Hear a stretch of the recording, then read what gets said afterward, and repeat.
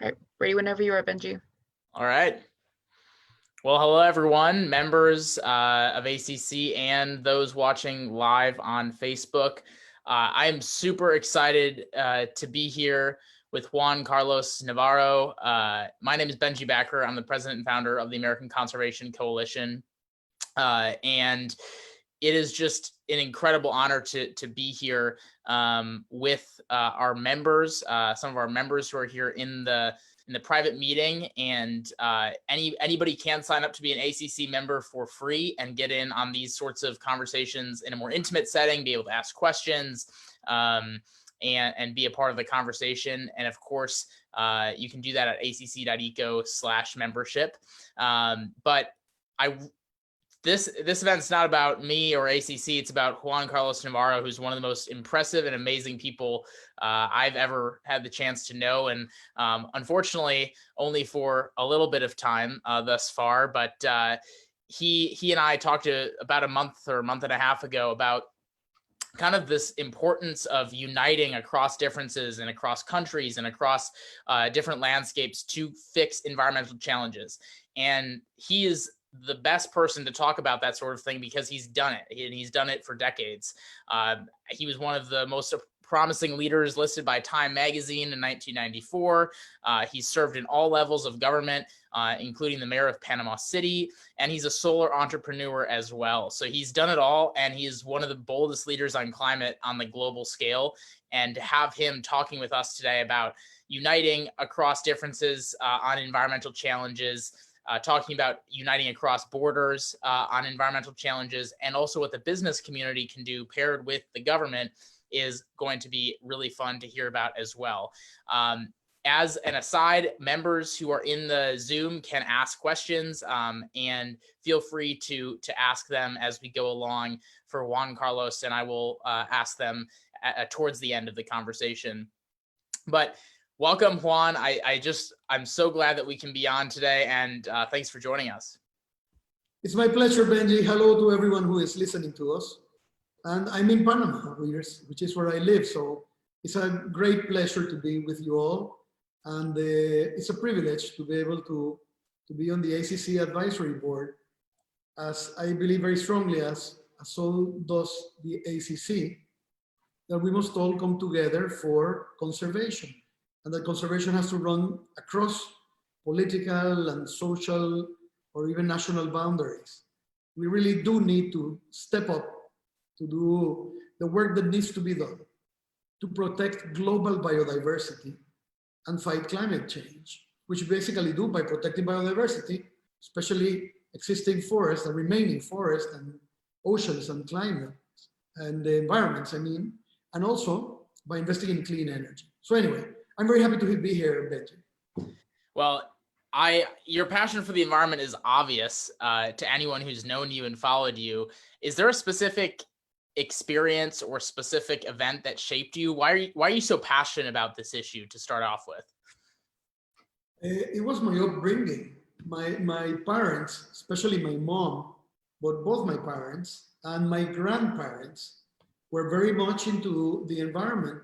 Back when it wasn't called the environment, it was just, we loved the outdoors, we loved the woods.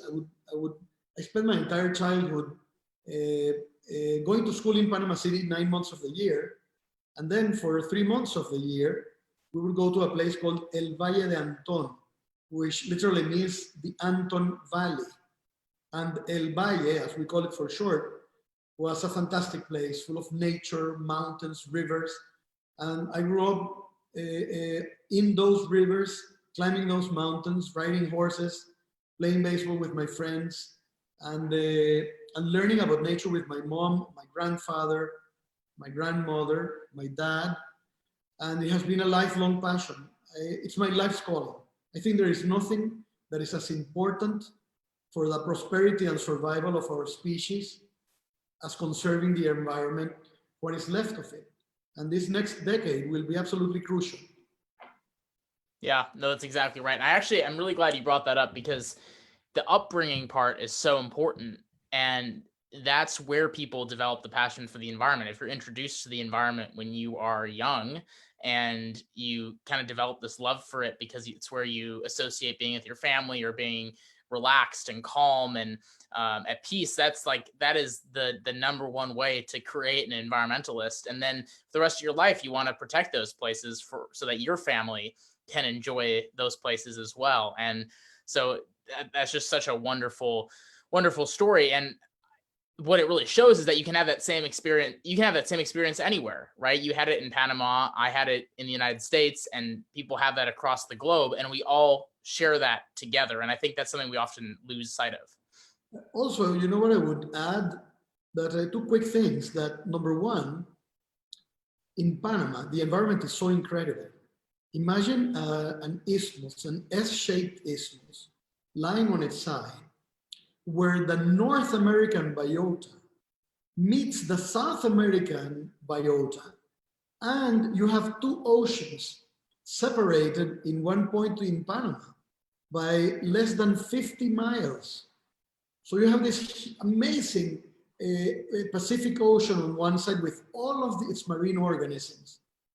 50 miles away in the narrowest point in the Panama Isthmus, the entire Caribbean biota and the beautiful Caribbean environment, and the last remnant of the Central American volcanic axis, which dies in Panama, and on the other side, on the eastern side of our isthmus, the remnant and the last arm, so to speak, of the South American Andes, the Andean mountain range.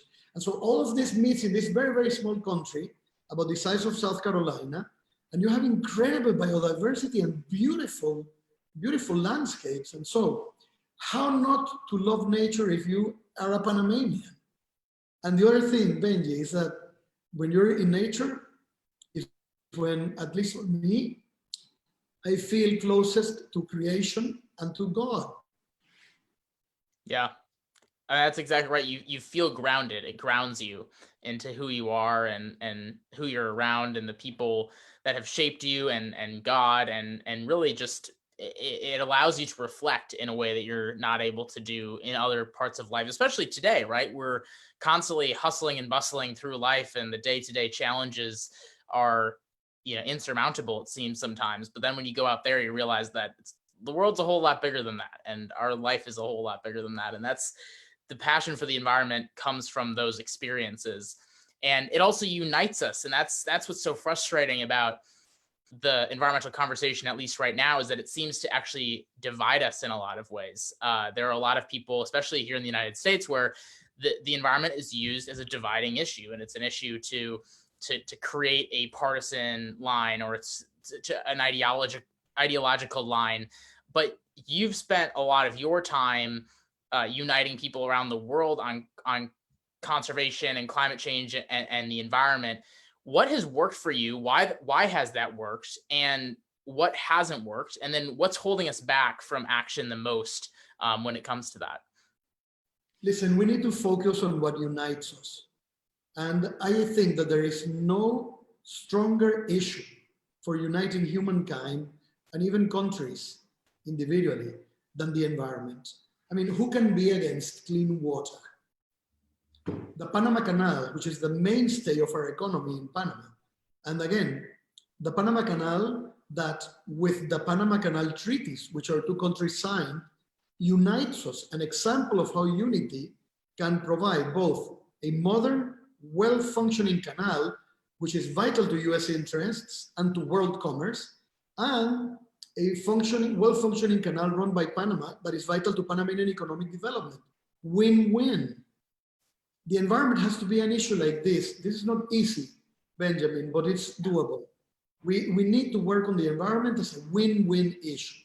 And we need to be able to learn again. We have to teach ourselves again to listen to other people, to see what is important for them. And we need to be able to separate the emotional stuff from the important stuff, so that we don't let emotions create chaos and misunderstanding and division.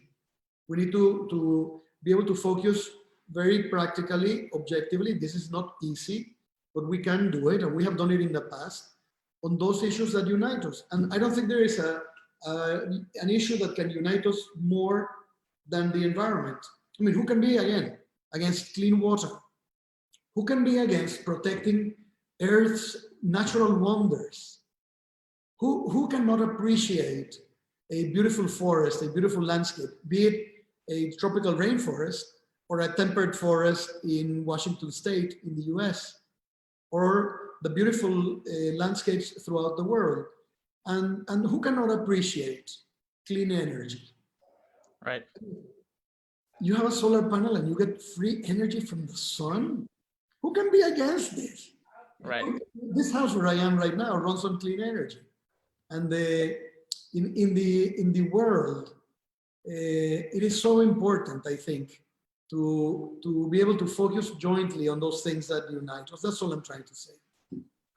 Yeah, and on that point, when you have gone around Panama and around the globe talking about these issues, when you've talked to people who may not be seen as quote unquote environmentalists, or they don't feel like they're part of the environmental community, what have been some of the themes that you've heard? And when you've listened to them, what have you learned from folks that maybe feel like they're outside of the environmental community, but yet they still care about it? A lot of people are put off by so-called environmental extremists. And many times it's just a lack of understanding, a lack of communication. And I want to underline this. I think that by listening to people, by communicating your ideas, by learning together, we can find common ground. Many times you have local communities that want a bigger say in how natural areas close to where they live are managed. And this is logical and it makes sense. And when you don't listen to local communities, when you don't spend time communicating to local communities, involving them in the entire process of how to manage lands that are close to where they live, to where these communities are, obviously you're going to have pushback, and rightly so. The key of thing, I think, is communication, and communication equals learning how to listen. Yeah, and that can be drawn to the United States so easily, because here we have this urban-rural divide where you have, Washington, D.C. making the policies, or Seattle making the policies for a certain rural area. And then those people in the rural areas that were never consulted feel like they were taken to bat for no reason. And then they look like they don't like the environment, even though it's just that they didn't like that a city was deciding what to do with their land. And so I think, to your point, both the urban and the rural folks in the United States could do a lot more if they listen to each other about why they feel the way they do and how they want to protect the environment. I would say that this is especially true right now in the US, where, from what I see on the news, there's so great, there are such great divisions. And to be able to go forward, every country, not only the US, mine too, we need to be able to listen to each other and to talk to each other, especially right now in the middle of this pandemic. And by the way, let me underline this. We are in the middle of a pandemic, and we already know that climate change can be worse than the COVID-19 pandemic. So we know that what we're going through right now is terrible, worldwide, it's a global problem. And we know that if we keep on destroying nature, it's going to be worse. And yet on we go. So I also want to emphasize the urgency, Benji, of doing something now, of working for the environment now. It was urgent back when I started doing formal environmental work in 1985 and founded Panama's National Association for the Conservation of Nature. But it's even more important today, where climate change has already proven to be a key issue, and where we need to protect what little is left of our planet's natural heritage, particularly biodiversity, God's creation. How can we not protect and nourish the planet that was created, that we're a part of? We need to be, I think that we need to be also a bit more considerate and generous in our hearts as to the life that thrives around us, and be respectful of creation and respectful of that life, of creation and evolution and all the rest. Huh? Yeah, I mean, the reality is that, we don't try to empathize with one another enough on these issues. We don't try to understand where each other are coming from on these issues. And everyone has a different perspective based on where they live, where they grew up, how they interact with nature, how they want their kids to live into the future. But we all share the same agreement of the environment. And that's so important to note. And I think to your point, there's been so much delay in action on climate change because largely, you have this as an issue where it's not impacting everyone in their everyday lives as much as a COVID. And so it's really easy to keep, pushing that can down the road and just delaying it because you're like, oh, I can tackle that tomorrow. Well, we can't just keep saying that we're going to tackle this issue tomorrow. We need to start doing it today. We needed to do it yesterday. And people in elected office and businesses and other decision makers have to realize that just because it's not, an immediate impact issue today doesn't mean that we can't or shouldn't take immediate action now. I totally agree, Benji, obviously. And again, climate change will be or could be worse than the current COVID-19 pandemic. The problem is that nobody worries about the pandemic until you're in the middle of the pandemic. Well, we're kind of in the middle of the climate change pandemic. I mean, it's coming. We need to be to approach this with eyes wide open. We need to do everything we can to fight climate change. And the beautiful thing of what we need to do to fight climate change and to confront climate change is that we have the tools to do it.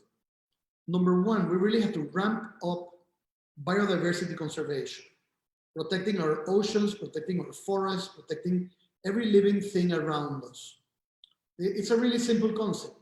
Hard to do? Yes. But I'm sure we can find common ground and do it. So the need for biodiversity conservation is greater than ever. Simply respecting living things around us. Simple concept. Let's work together to achieve it.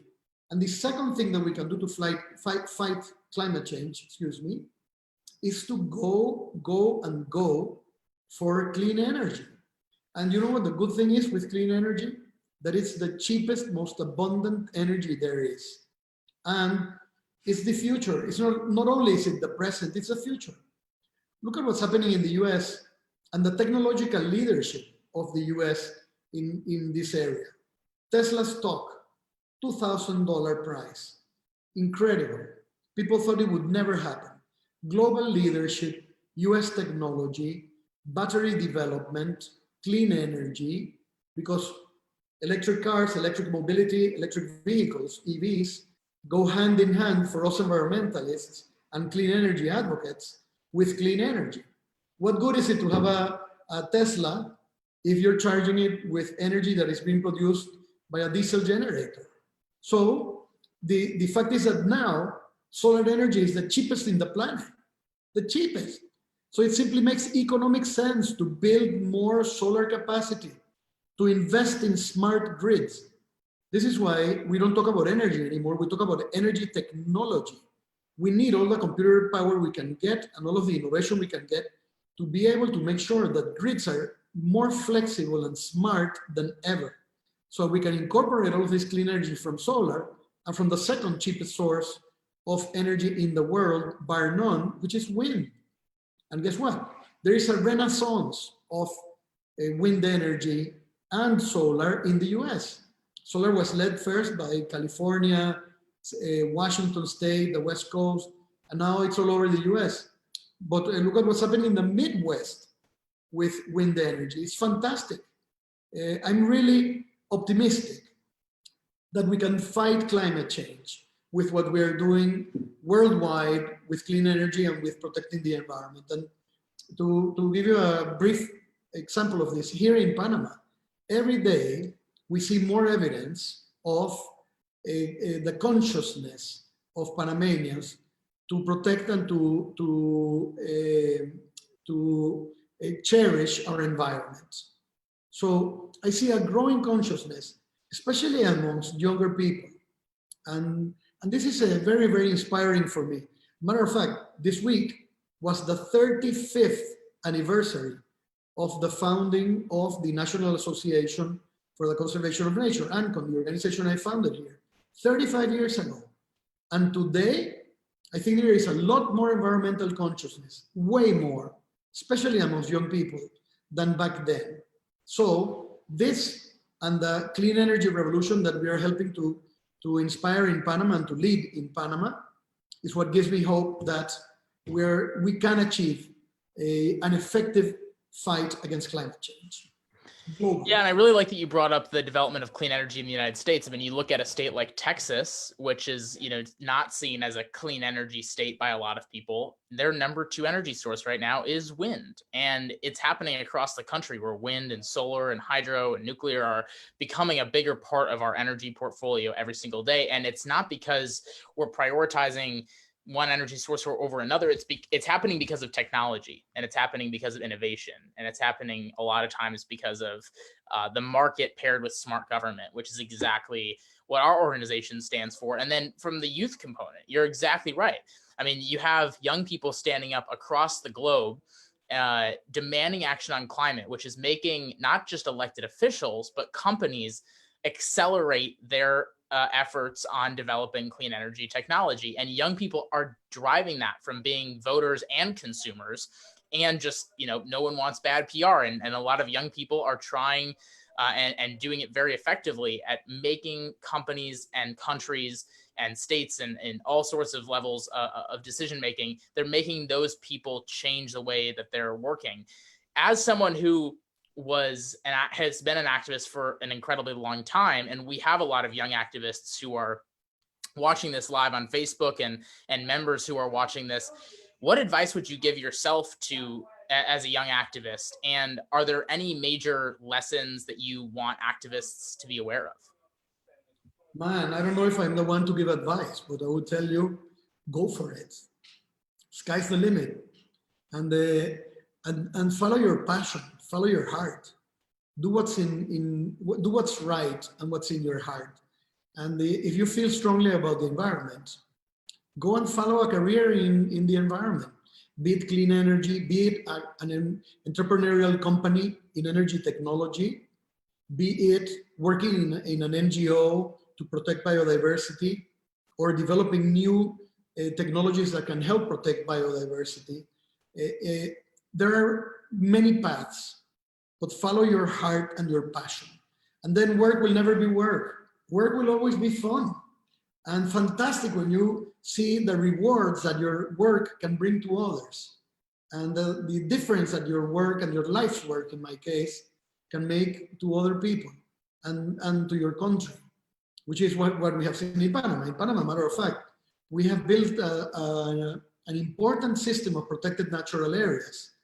And since we founded ANCON many years ago, we helped to protect many of those areas. So to young people who are watching and listening, guys, you can make a hell of a difference. When I started ANCON when I was 23, and we helped set up about half of our national parks in my country. Imagine. And that now is about 30% of our territory. And Panama has absolutely fantastic natural environments, parks. We have several parks which are World Heritage Sites and World Biosphere Reserve. And some of those, Coiba National Park, or the legendary Darien National Park, which is mentioned in Milton's Paradise Lost, of just legendary value to the world, are protected in part because of our efforts. So guys, go do it. Young people out there, go build a better future. Go revolutionize the world with solar energy and with electric vehicles, and go revolutionize the world by protecting biodiversity and by revolutionizing the way we produce food, for instance.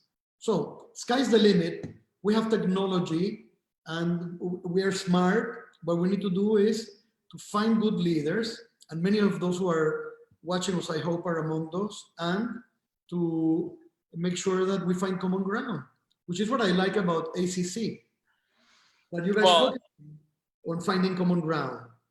But that's exactly the focus. And you can't you can't get anything done on these issues without having everyone at the table, at the very least, discussing the different types of options that are out there. Of course, we're going to disagree here and there on the type of policy, but that's the point. Like, you have to actually conversate about it to get something done.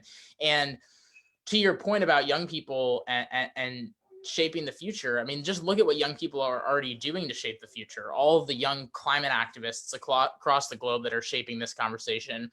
And you have young elected officials who are shaping the conversation in a way that, no other people, no other generation has been able to do before.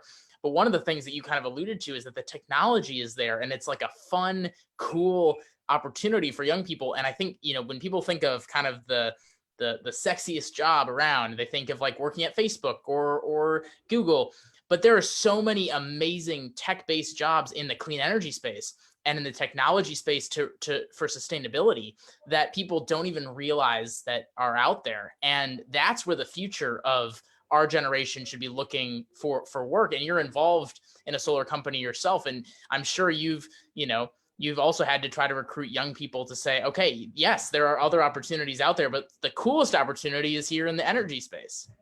Without question, energy will be the new tech.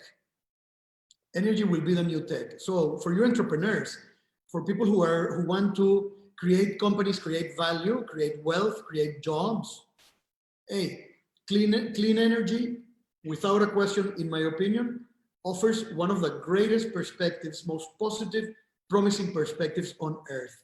So again, follow your passion. But there are so many things happening in solar energy, for instance, and or wind energy, wind power, that it's really amazing. In energy technology, smart grids, batteries. Look at how, again, Tesla is revolutionizing the world, and the mega factories, etc., etc. Look at how wind power is changing the Midwest. That entire funnel of wind that comes from Illinois all the way down, following basically the Mississippi Valley, all the way down to Texas and to Louisiana. Iowa, Texas, all of these states now have an additional economic venue that farmers, that producers, that residents of these areas can develop. So the same is happening in Panama. What I did here was I founded a solar energy company, and I also founded Panama's Chamber of Solar Energy. It's like the Chamber of Commerce, but for solar, the Solar Energy Association of Panama, and was its first president several years ago. And we are doing what they told us could not be done. Oh, Juan Carlos, nobody in Panama will be interested in clean energy. I said, okay, yeah, just wait. And indeed, right now, our solar sector and our clean energy sector is starting to take off. And I think that in particular, as we build the new economy to come out of the pandemic, clean energy will have a tremendous place in the energy future of the planet. And by the way, we have to do this with eyes wide open. It will not happen overnight. We're not going to stop using transitory fuels like clean natural gas, which is much cleaner than diesel or bunker. You are not going to switch to electric vehicles overnight. It will take time. You are not going to switch to a smart grid overnight. It takes time to build these things and to test them and to develop economies of scale that give you savings and that give you cheap energy, reliable energy, and better service, more reliable grids and more reliable energy. So it's a question of doing it with ample participation by everyone and ample participation by the business sector, the community, the consumer, so that we find common ground and go forward. So on that point, you were talking about kind of how you broke that veil in Panama. In countries across the globe that are not advanced in clean energy yet and are kind of at that place that you were, where you were kind of ahead of the curve, how do we build how do we build the base for solutions on clean energy and climate in countries that maybe aren't there yet? How did you do it, and how can we do it? I think that we must strive to find inspired leadership. So it's very important to support local leaders in our communities. And it's very important also to help spread the word and spread consciousness and simply spread information to let people inform themselves and learn for themselves of what it entails and what it takes to start an energy company, a solar energy company, what it takes to build a smart grid, how much energy costs when it is produced by solar versus when it is produced by burning bunker fuel. The environmental cost also of having solar versus having bunker, that we already basically exhausted our capacity to keep emitting CO2 into the atmosphere. We can keep doing it, but it will be at a greater economic, social, health cost from now on. So to the degree, Benji, that we find and support inspired leaders in every country and in every community, in every state, and that we support them. All of us who live in our community support our local leaders as they shift and look towards the future and towards a clean energy future and a sustainable future. And that we do this in a way that is as painless as possible and where as many people as possible can benefit. Case in point, the millions and millions of jobs that have been created in recent years by the solar energy industry and the wind power industry in countries like the US, but also in Panama and in other countries.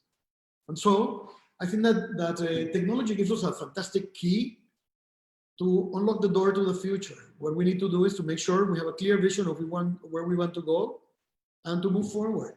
In my humble opinion, I mean, and in every country is different, Benji. It's not the same in Seattle as it is in Panama City. Right. I think we recognize this. Matter of fact, it's not the same in Seattle as it is in Portland. Right. And by the way, I don't know what the hell you guys are doing up there, but boy, it seems like you have a non-stop food fight. I don't know what's going on, but we wish you the best and we wish peace be upon you. Well, thank you. Yeah, it's been a rough couple of months in Seattle and Portland specifically. Yeah, it's too bad. You know, you have people who are just trying to stir up trouble, and they found an excuse to do it, and they found other people to do it, and they're taking advantage of, you know, whatever situations are going on, and they want to exploit whatever situations. And it's too bad because it's destroying these cities and it's overshadowing a lot of the really important issues that we have to face as a country and as a globe. So for me, I just hope that these changes can come about peacefully. And by the way, all of us, we believe in democracy. Was it Churchill that said, you know, democracy has so many defects, but it's still the best system that we know with all of its drawbacks. However, we need to learn how to live in democracy. And for us in Panama, we have a young democracy. We've been living with a democratic vote and so forth for about 30 years now.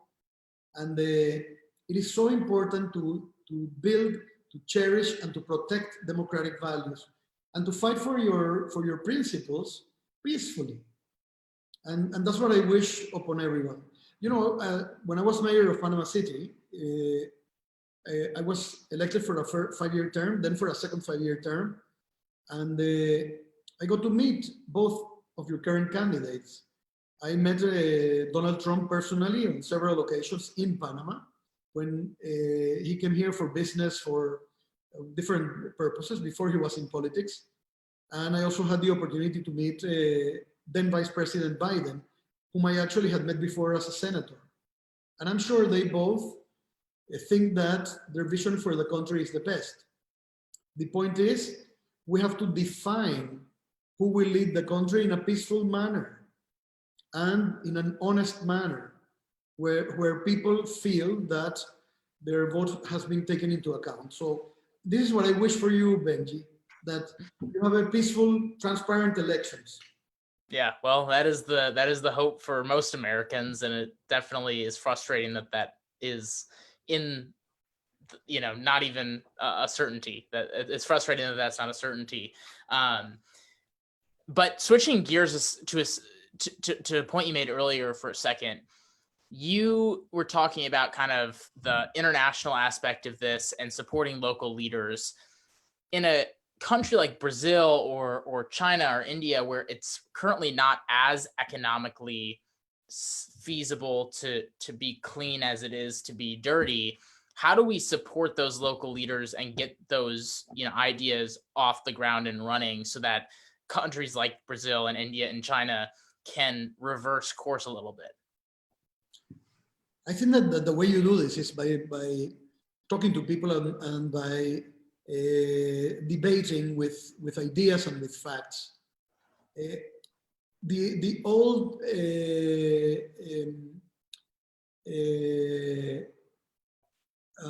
this old argument about how you need to choose between development or protecting the environment, this canard, this is the word I was looking for, has been proven wrong. This is not true. The opposite, in fact, is true. You have to both look and strive for economic development by protecting your natural resource base and your environment. That is the only way you will have sustainable development. And the story of success of countries that have done this in a smart way is very clear. The path forward is clear. What we need to do in our part of the world, in Latin America, in Mexico, in Brazil, in Panama, in our countries, in the Caribbean, I think that there is a growing consciousness that yes, indeed, we can build a better economic future for all with high-paying jobs, valuable jobs, educating our people, and we can do that by supporting and protecting the natural base upon which our economies run. The natural reservoirs where our fresh water comes from, where the fresh water, in our case for the canal, 52 million gallons of fresh water every time a ship goes through the Panama Canal. The water that we need to drink in our cities, the fertile earth that we need to grow our food, and so on and so on and so on. So I think that there is a very strong case to be made, and we are ready to make it, and there are more of us every day, of how protecting nature is the best path to development. Yeah, and I mean, to that point too, I think people oftentimes, it's destroying the environment, if it is a gain at all, is a short-term gain with a massive long-term consequence. And a lot of countries, including the United States, that continue, that every country continues to deplete its natural resources, in a way that's unsustainable, is only helpful in the short term. I mean, you need to have clean air, clean water, the resources to survive for future generations and literally the next year, the next day. And I think a lot of times we're thinking about only today and we're not thinking about tomorrow and the future. And in a country like India or China or Brazil, they've got amazing beauties of natural wonder that create the economies that they want to have and that they do have. And destroying it is only hurting them down the road, right? Undoubtedly. And, I have spoken at length about some of these issues with CEOs from China, public officials from China. I have read about it a lot. There's a fantastic book by Hank Paulson, by the way, on this issue, the former Secretary of the Treasury, and the efforts he has done with an organization that I respect tremendously, of which he was a part, and his wife, the Nature Conservancy, of how to promote nature conservation in China. And the path that he chose was cooperation through the Paulson Institute and the work that he has done in China through his private sector job and work, and then separately, formerly, as a public servant. But my point is that I think there is a growing consciousness in China of what this means for Chinese people. I have discussed this at length also with the Chinese ambassador to Panama. I think that China needs to step up its game and to assume greater responsibility as an environmental leader worldwide. It's already growing into a role of a business leader, an economic leader for the planet. I think China has to take its environmental responsibilities much more seriously.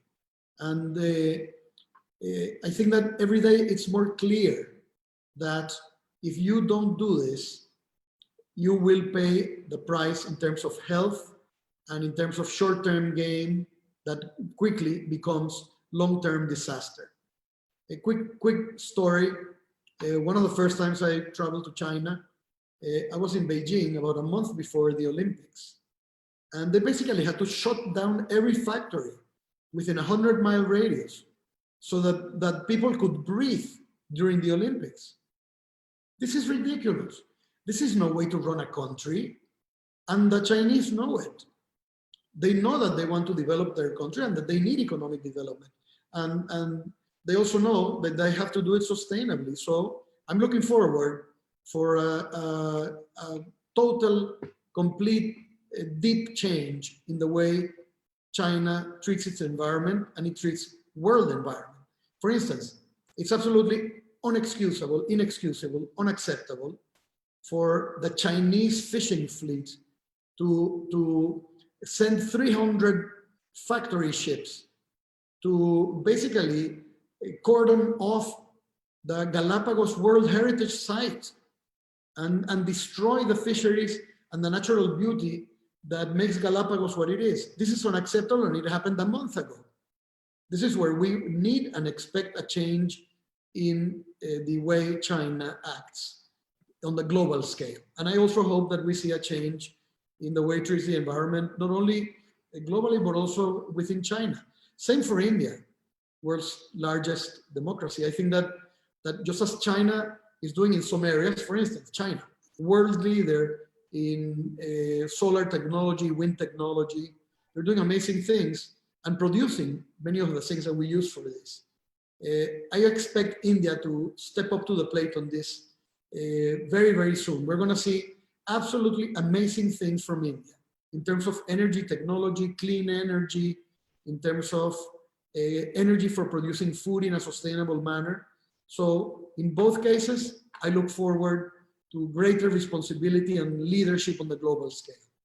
I'm really glad to hear that you think that that's feasible in India and China. And the point that you hit that I think is at the core of how that's going to happen is pairing the economic sensibility of being sustainable with sustainability and allowing people to understand that having a good economy is conducive to having a good environment and a protected environment, and that fighting climate change and reducing emissions and protecting public lands, that doesn't have to be anti-economy at all. It can't be.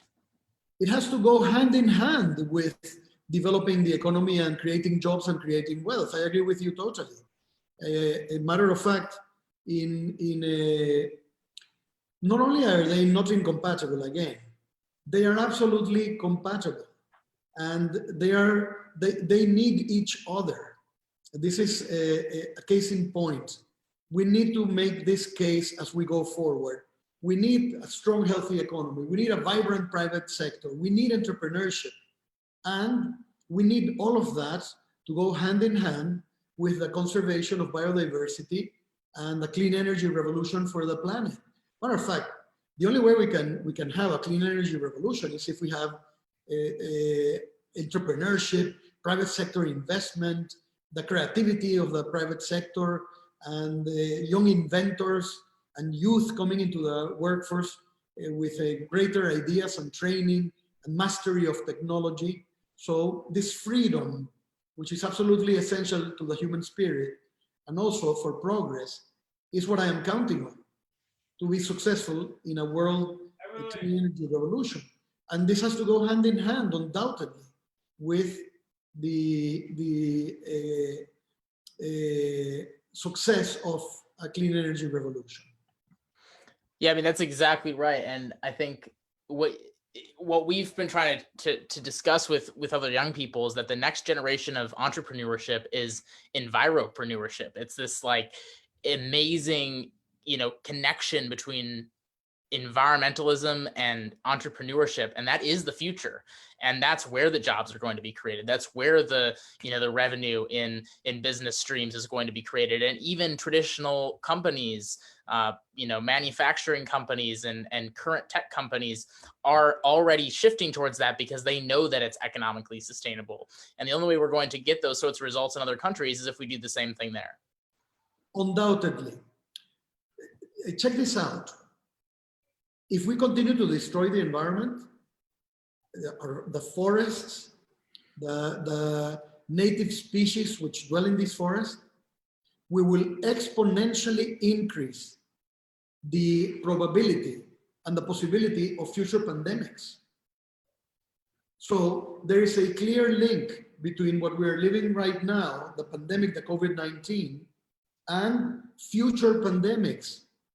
The best way to reduce the probability of a future pandemic is to protect the environment.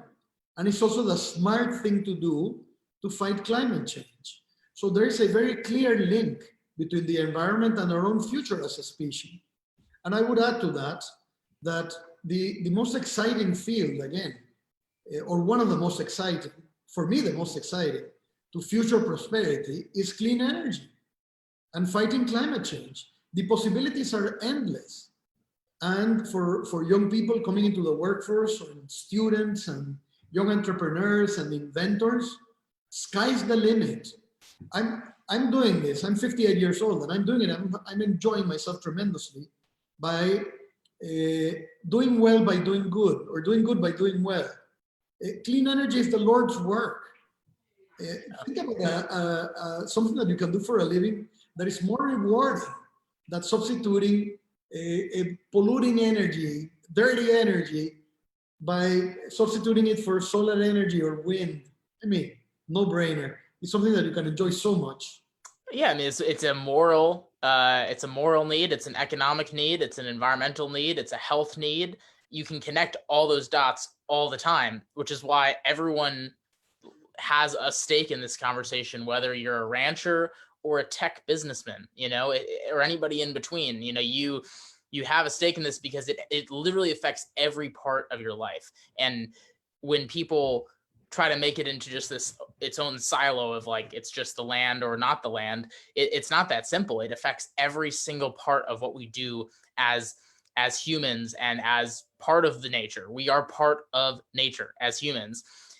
One of the connections that isn't as clear, so that connection is so clear, but one of the connections that isn't clear to a lot of our viewers, and one of the things that I think they are wondering is, how do we connect the role of businesses, local government, in the United States, state government or regional governments, the federal government and international governments? How can we kind of blend the role? Because a lot of times from companies, they wait for the government and the government waits for companies, and the international people wait for specific countries to act. And how do we stop waiting on each other? And how do we tie all of those different sectors of decision-making together?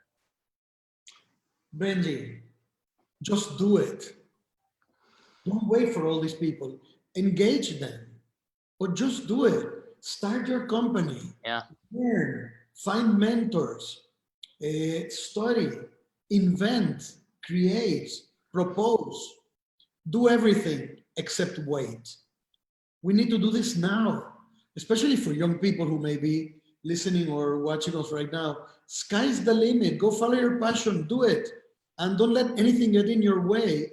I mean this in a positive way. Don't let obstacles stop you. Find a way, obviously, morally, legally, but find a way to achieve objectives, to move forward. I tell people in our solar company that we are like a river. There are obstacles in our course, and we detour around them, but we never stop. We never stop. We never stop going forward. And this is what I think we need from our young people today. And many of them are doing this. People who go into politics, people who do what you are doing with conservation at ACC, people who are doing entrepreneurship and starting companies or working in companies or starting NGOs. So I think this is the way forward. I'm so excited that I like the way that you said it. Just do it. Yeah, right. Like it's a simple saying that we hear a lot in marketing and branding, but like that was the piece of advice that I got before starting ACC was you're young, you've got some time, you've got, the whole world at your fingertips, literally. Just do whatever, do what you want, whatever you feel passionately about, just go ahead and try it. If it doesn't work out, so what, and the stakes are so low when you're young and you can just take a leap and try to make a change. But I would say that, yes, it's good being young because you have so many resources and the rest of your life before you, but don't waste it. Make sure that you are effective and you are a case in point and an example. You started your organization, you're following your passion, you're getting it done. You're producing results and helping people think creatively about the environment and find common ground. This is the reason why I accepted being on your advisory board. I love this thing where ACC stands for bringing people together and finding common ground, regardless of what your political or social or any other background may be. This is fantastic. We need more of this. Well, it's our members across the country that drive this change, because it's it's so many young people, for the most part young people, that want to make a change and they want to stand up, and they're doing it through ACC. They're contacting their legislator, they're holding events in their local area, they're doing cleanups, whatever it might look like. They're part of our membership network, and they're the ones making the difference, and they're the ones taking the leap. And some people are doing it through being a member of ACC. Some are starting their own companies, some are starting their own NGOs. But the more young people and just people in general to take a leap and say, I don't want to sit on the sidelines anymore. I want to get out there and actually fight these challenges head on, and I'm going to lead the charge. And that could be leading a charge in your hometown or across international borders, but everything it adds up to make a massive difference when you have so many people starting to have that mindset. And obviously we need more of them. So that's exactly right. Couldn't agree more, Benji. Go get it. One last question for you. Tell me. As you look towards the United States, as someone who's watching closely but from afar, what do you think the biggest challenge or some of the biggest challenges are that we face in fighting environmental challenges here in the United States? Coming together, finding common ground. Because, and by the way, I think that the environment, the other side of that coin is that, yes, it's a challenge, finding the common ground for the environment. But the other side of that coin is the environment can help unite the nation. And I'm watching what's happening in the US after having lived there when I was a student for so many years, and having kept in touch with friends and so forth in the US for so long and following the news, is that the environment can also serve as a perfect common ground to bring people together. And I mean, look at the open spaces, the wide open, beautiful open spaces of the US, the national parks that were in part a tradition that was started in the US at the beginning of the last century. So many wonderful examples, the revolution in clean energy that we spoke about a minute ago. So many beautiful examples of things that are happening in the US that have global consequences, positive global consequences. And the challenge is for the US to come together on these issues, environmental issues. And I think it can be done. So I hope we can do this. But you guys, I think we can. And we need more people to stand up, because as a great example, just a couple weeks ago, the largest public lands investment in United States history happened during a divisive election, during COVID, during a really tough time where the environment doesn't seem to be at top of mind. It still happened, and it happened across political differences. And it happened because Americans were standing up and saying, okay, I want my national parks to be protected. Well, we need to create that same demand, and we're trying to do that with our membership at ACC, create that same demand on every environmental issue, because elected officials and business leaders need to hear from their consumers and their voters to make a real change. And it's going to take a lot of people to stand up, but it can unite people. It can unite the country. And of course, we'll always have different ways of getting to different places, and we'll have different policy approaches. But when we all share the environment and we all agree that it's a problem that's been ignored for too long, we can make massive strides. And I'm hopeful that we can do that here more. Benji, couldn't agree more, especially in light of the current global pandemic. This is a tragedy of such horrendous consequence. In Panama, we are already almost at the 84,000 people who have been contagious, who got the virus. Almost 84,000 people. Our country is only 4 million people. And we are close to 1,900 deaths in our small country alone. A couple of weeks ago, we had the terrible news that we were one of the countries with the highest deaths that week for coronavirus in the world on a per capita basis. So we're living through this tragedy in Panama. You are living through it also in the US, and the entire world is living through this tragedy. What better moment to stop and think about the kind of planet we want in the future? And what better moment to try to find unity that in the midst of this terrible, horrendous situation that we're all going through. So I think that in this terrible moment, in this hour of darkness, we must also search for light. And light comes with unity, with listening to people. And I think one of the things that can help us achieve it is the environment. Our common bond with the environment and finding common ground on the environment.